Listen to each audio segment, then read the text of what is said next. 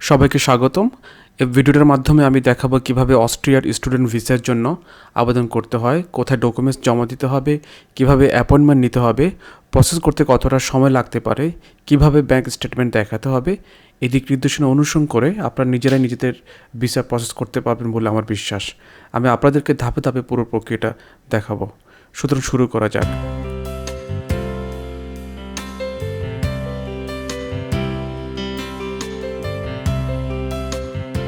Step 1, prepare your required documents. এখন দেখা যাক অস্ট্রিয়ার স্টুডেন্ট ভিসার আবেদন করার জন্য কী কী ডকুমেন্ট জমা দিতে হবে। যে ডকুমেন্টগুলো আপনাদের প্রয়োজন হবে সেগুলো হচ্ছে confirmation of admission, filling the application form, একটা আবেদনপত্র আপনাদেরকে ফিল আপ করতে হবে, পাসপোর্ট সাইজের ফটোগ্রাফ, ভ্যালিড ট্রাভেল ডকুমেন্ট যেটা হচ্ছে পাসপোর্ট, আপনার birth certificate, police clearance, travel health insurance, accommodation এবং হচ্ছে আপনার ব্যাঙ্ক স্টেটমেন্ট। এখন এই বিষয়গুলো আমরা আপনাদের সাথে আলোচনা করব, যাতে আপনারা বুঝতে পারেন কোথা থেকে আপনারা এই ডকুমেন্টগুলো সংগ্রহ করবেন। প্রথমে হচ্ছে কনফার্মেশন অফ অ্যাডমিশন। এটি হলো অ্যাডমিশন বা অফার লেটার যা আপনি অস্ট্রিয়ান বিশ্ববিদ্যালয় থেকে পেয়েছেন। নাম্বার 2, অ্যাপ্লিকেশন ফর্ম বা আবেদনপত্র। এটা বলার অপেক্ষা রাখে না যে আপনাকে একটি আবেদনপত্র পূরণ করতে হবে। আপনি ইন্টারনেট থেকে আবেদন ফর্মটি ডাউনলোড করতে পারেন। আমি ডেসক্রিপশন সেকশানে লিঙ্কটি দিচ্ছি, অথবা চাইলে আপনি বিএফএস বাংলাদেশ অথবা বাংলাদেশে অবস্থিত যে অস্ট্রিয়ান কনসুলেট অফিস আছে সেখান থেকে ফর্মটি সংগ্রহ করতে পারেন। আপনি যে ক্যাটাগরিতে স্টুডেন্ট ভিসার জন্য অ্যাপ্লাই করবেন সেটি হচ্ছে রেসিডেন্স পারমিট স্টুডেন্ট। এই আবেদন ফর্মটি কিভাবে পূরণ করতে হয় সেটা আমি অন্য ভিডিওতে ডিটেলসে দেখিয়েছি।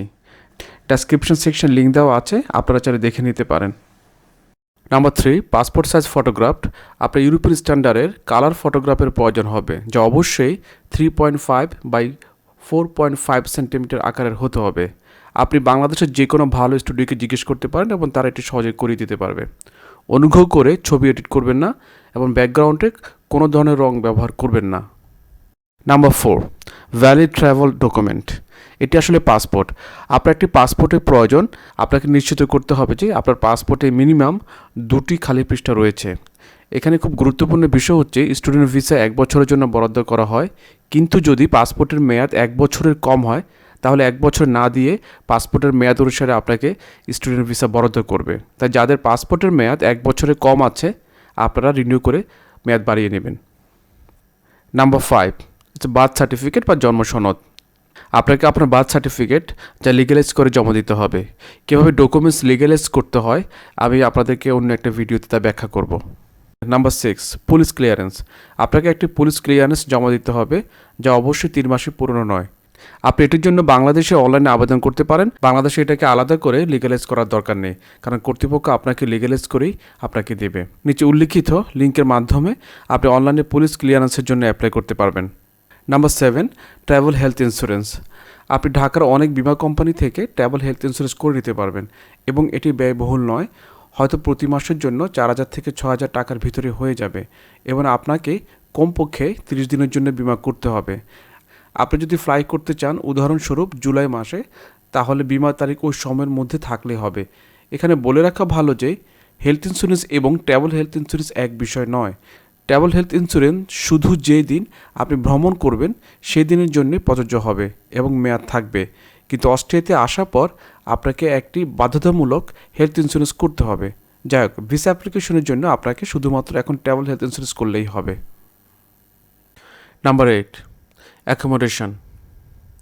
অস্ট্রিয়া আবাসনের প্রমাণের ডকুমেন্ট আপনাকে সাবমিট করতে হবে, যা হতে হবে ন্যূনতম 3 মাসের জন্য। তবে বলে রাখা ভালো যে অস্ট্রিয়াতে কিছু শহরে অনেক সময় ন্যূনতম 1 বছরের জন্য আবাসনের প্রমাণ দেখাতে হয়। তার মানে হচ্ছে আপনাদেরকে 1 বছর ন্যূনতম বাসা ভাড়া চুক্তি করতে হবে। এখন কথা হচ্ছে আপনি কীভাবে অস্ট্রিয়াতে বাসস্থানের ব্যবস্থা করতে পারেন। অস্ট্রিয়াতে অনেকগুলো স্টুডেন্ট হল আছে। আপনি বাসস্থানের জন্য বাংলাদেশ থেকে তাদের সাথে যোগাযোগ করতে পারেন। আপনি যদি কোনো চুক্তি করতে পারেন তাহলে আপনাকে একটা চুক্তিপত্র পাঠাবে এবং সেই চুক্তিপত্রটি হচ্ছে আপনার বাসস্থানের প্রমাণ। আর ডেসক্রিপশন সেকশনে অনেকগুলো স্টুডেন্ট হলের লিঙ্ক দেওয়া আছে, আপনারা চাইলে দেখে নিতে পারেন। এছাড়া আপনারা প্রাইভেট হাউসগুলোর সাথে যোগাযোগ করতে পারেন। নাম্বার 9, ব্যাংক স্টেটমেন্ট অথবা sufficient financial means to cover the living cost. অস্ট্রিয়াতে থাকার জন্য আপনার কাছে যে যথেষ্ট পরিমাণ টাকা আছে সেটা প্রমাণ আপনাকে করতে হবে। তাহলে আমরা এখন দেখে নিই কী পরিমাণ টাকা আপনাকে দেখাতে হবে। 2024 সাল অনুসারে আপনি যদি 24 বছর নিচে হন তাহলে প্রতি মাসে 672 করে এক বছরের জন্য যে পরিমাণ টাকা আসে সেই পরিমাণ টাকা আপনার ব্যাংকে থাকতে হবে। যদি আপনি 24 বছরের উপরে হন তাহলে প্রতি মাসে 1217 করে এক বছরে যা আসে সে টাকাটা আপনার ব্যাংক অ্যাকাউন্টে থাকতে হবে। যদি কাপল হন তাহলে আপনাকে একটু বেশি টাকা দেখাতে হবে। নিচে টাকার পরিমাণটা দেওয়া হলো এবং অবশ্যই টাকার পরিমাণটা হচ্ছে ইউরোতে। যদি বাস্তরিক খরচ 360 ইউরো ছাড়িয়ে যায় তাহলে আপনাকে অতিরিক্ত কিছু ফান্ড দেখাতে হবে। এখন কথা হচ্ছে আপনি কীভাবে আপনার ব্যাঙ্ক স্টেটমেন্ট দেখাবেন, আপনি কীভাবে প্রুভ করবেন যে আপনার কাছে যথেষ্ট পরিমাণ টাকা আছে। সেজন্য আপনাকে একটি ব্যাঙ্ক অ্যাকাউন্ট খুলতে হবে অবশ্যই নিজের নামে এবং উপর উল্লিখিত টাকার পরিমাণ অনুসারে আপনার ব্যাঙ্ক অ্যাকাউন্টে সেই টাকাগুলো জমা রাখতে হবে এবং সেই টাকার ব্যাঙ্ক স্টেটমেন্ট আপনাকে জমা দিতে হবে। খুবই গুরুত্বপূর্ণ যে আপনি যে টাকা ব্যাঙ্ক স্টেটমেন্টের মাধ্যমে দেখাচ্ছেন সেটা যথেষ্ট নয়। এই টাকার উৎস কোথায়, কোথা থেকে পেয়েছেন সে প্রমাণটা যথাযথ ডকুমেন্টের মাধ্যমে আপনাকে প্রমাণ করতে হবে। তাহলে কিভাবে প্রমাণ করবেন? সেটি প্রমাণ করার জন্য অনেকগুলি পথ আছে। আমি কয়েকটি এক্সাম্পল হিসাবে আপনাদেরকে এখানে বর্ণনা করব। For example number 1, self funded. ধরে নিলাম যে টাকাটা আপনি নিজেই ব্যবসা করে অথবা চাকরি করে অথবা দুটো করে ইনকাম করেছেন, তাহলে আপনাকে সাদা পেপারে অথবা বাংলাদেশে একটি স্ট্যাম্পে একটা ডিক্লারেশন দিতে হবে যে কোথা থেকে আপনি টাকাটা পেয়েছেন। ডিক্লারেশনের পাশাপাশি আপনাকে ডিক্লারেশন অনুসারে ডকুমেন্ট জমা দিতে হবে। তাহলে কি কি ডকুমেন্ট আপনাকে জমা দিতে হবে? যদি চাকরি করে টাকাটা পেয়ে থাকেন তাহলে যে জবগুলো থেকে আপনার টাকাটা আসলো সেই জবগুলোর এমপ্লয়মেন্ট কন্ট্রাক্ট পেপার এবং শেষ 6 মাসের পে স্লিপের ডকুমেন্ট আপনাকে জমা দিতে হবে অরিজিন অফ ফান্ডের প্রমাণ হিসেবে। যদি আপনার সোর্স অফ ইনকাম হয় আপনার নিজস্ব বিজনেস থেকে, সেই ক্ষেত্রে ডিক্লেয়ার করতে হবে যে আপনি একজন সেলফ এমপ্লয়েড এবং প্রমাণ হিসাবে আপনার বিজনেসের ট্রেড লাইসেন্স, টেন সার্টিফিকেট, শেষ 6 মাসের বিজনেস ট্রানজ্যাকশনের ডকুমেন্ট জমা দিতে হবে। এরপরে আসছি এক্সাম্পল নাম্বার 2, স্পন্সর। যদি আপনাকে কি স্পন্সর করে থাকে, জাস্ট ফর এক্সাম্পল আপনার বাবা মা অথবা আপনাকে কেউ স্পন্সর করেছে, সেই ক্ষেত্রে আপনি কি করবেন? যদি টাকাটা আপনাকে কেউ স্পন্সর করে থাকে তাহলে যিনি স্পন্সর করেছেন তাকে একটা ডিক্লারেশন দিতে হবে যে উনি আপনাকে স্পন্সর করছেন। ডিক্লারেশন লেটারে আপনাদের দুজনের সিগনেচার থাকতে হবে। পাশাপাশি যিনি স্পন্সর করছেন ওনার সোর্স অফ ইনকামের প্রমাণ দেখাতে হবে। চাকরি থেকে হোক অথবা ব্যবসা থেকে হোক, ওনাকে সাপোর্টিং ডকুমেন্টের মাধ্যমে, যা আমরা একটু আগে ডিসকাস করেছিলাম, সোর্স অফ ইনকামের প্রমাণ করতে হবে। এ বিষয়ে অন্য একটা ভিডিওতে আলাদা করে ডিটেলসে বর্ণনা করব। তাহলে মন্দ কথা হচ্ছে যে ব্যাঙ্ক স্টেটমেন্ট প্রমাণ করার জন্য আপনাকে প্রথমে নিজের নামে একটি ব্যাঙ্ক অ্যাকাউন্ট খুলতে হবে এবং সেখানে উপর উল্লেখিত টাকার পরিমাণ অনুসারে টাকাগুলো সেখানে জমা রাখতে হবে এবং প্রিন্ট আউট করে আপনি ব্যাঙ্ক স্টেটমেন্টটা সেখান থেকে বের করে নেবেন। সেই ডকুমেন্টটা আপনাকে জমা দিতে হবে এবং সেটাই যথেষ্ট নয়, আপনাকে একটা ডিক্লেয়ার করতে হবে আপনি কোথা থেকে এই টাকা পেয়েছেন, অর্থাৎ সোর্স অফ ইনকাম।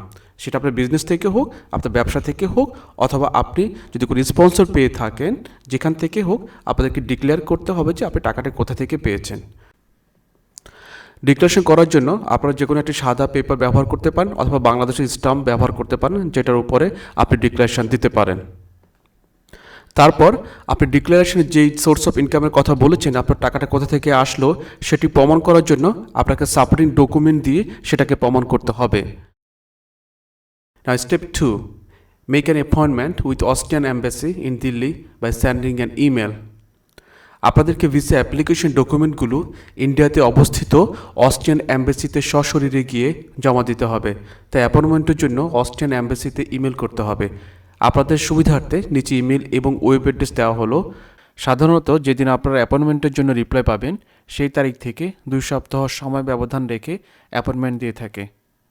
এখন কথা হচ্ছে আপনারা ইমেলে কী লিখবেন, এটা আসলে আপনারা নিজেদের মতো লিখবেন। তারপর আমি একটু বলছি, আপনারা যখন অ্যাপয়েন্টমেন্টের জন্য ইমেল করবেন তখন কী কারণে অ্যাপয়েন্টমেন্ট চাচ্ছেন সেটা স্পষ্ট করে লিখবেন। সাথে অ্যাডমিশন লেটার এবং পাসপোর্টের কপি অ্যাটাচ করে পাঠিয়ে দেবেন। ধারণা দেওয়ার জন্য নিচে একটা নমুনা ইমেল আমি লিখে দিলাম। Step 3, submit your application at Austrian embassy in Delhi. যে ডেটে আপনি অ্যাপয়েন্টমেন্ট পাবেন সে সময় অনুসারে ইন্ডিয়াতে গিয়ে সশরীরে ডকুমেন্টসগুলো জমা দিয়ে আসবেন। যদি কোনো ডকুমেন্টস মিসিং থাকে সেই ক্ষেত্রে আপনি সেগুলো পোস্টের মাধ্যমে পরে পাঠালেই হবে। ইন্ডিয়াতে সাবমিশনের পর তারা ডকুমেন্টসগুলো অস্ট্রিয়াতে পাঠিয়ে দেয়, তখন অস্ট্রিয়া থেকেই সব প্রসেসগুলো হয়। প্রসেস করতে কর্তৃপক্ষ সাধারণত 8 সপ্তাহের মতো সময় নেয়।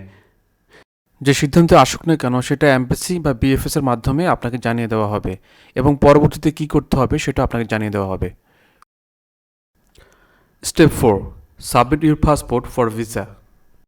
যদি পজিটিভ রেজাল্ট আসে তাহলে অস্ট্রিয়ান এমবেসি বিএফএস এর মাধ্যমে আপনার সাথে যোগাযোগ করবে এবং আপনাকে আপনার পাসপোর্টটি বাংলাদেশে অবস্থিত বিএফএস এর অফিসে গিয়ে জমা দিতে বলবে। বিএফএস তখন আপনার পাসপোর্টটি ইন্ডিয়াতে পাঠাবে, তখন এমবেসি আপনার পাসপোর্টের উপর 4 মাসের জন্য ভিসা দেবে। এই সময়ের ভিতর আপনাকে অস্ট্রিয়াতে প্রবেশ করতে হবে। সব কিছু সম্পন্ন হলে বিএফএস আপনাকে পাসপোর্টটি নিয়ে নেওয়ার জন্য বলবে। তারপর আপনি শুধু টিকিট কেটে অস্ট্রিয়াতে ফ্লাই করবেন। অস্ট্রিয়াতে এসে আপনাকে আপনার 1 বছরের রেসিডেন্স কার্ড একটি অফিস থেকে সংগ্রহ করতে হবে। তাই অস্ট্রিয়াতে প্রবেশ করার পরেই অস্ট্রিয়ান ভিসা অথরিটির কাছ থেকে আপনি একটা অ্যাপয়েন্টমেন্ট নেবেন। নেওয়ার পরে ওরা আপনাকে একটা ডেট দেবে, সেই ডেট অনুসারে আপনি অস্ট্রিয়ান ভিসা অথরিটির কাছ থেকে আপনার যে 1 বছর রেসিডেন্স কার্ড আছে সেটি সংগ্রহ করে নিতে পারবেন। আশা করি আপনারা এভাবেই সফলভাবে অস্ট্রিয়ান ভিসা নিজেরাই প্রসেস করতে পারবেন। কোনো সহযোগিতা দরকার হলে আমাকে মেসেজ করতে পারেন। সবশেষে একটি অনুরোধ, যদি সম্ভব হয় তাহলে আমার চ্যানেলটি সাবস্ক্রাইব করে রাখবেন। সবাইকে অনেক অনেক শুভকামনা। ধন্যবাদ।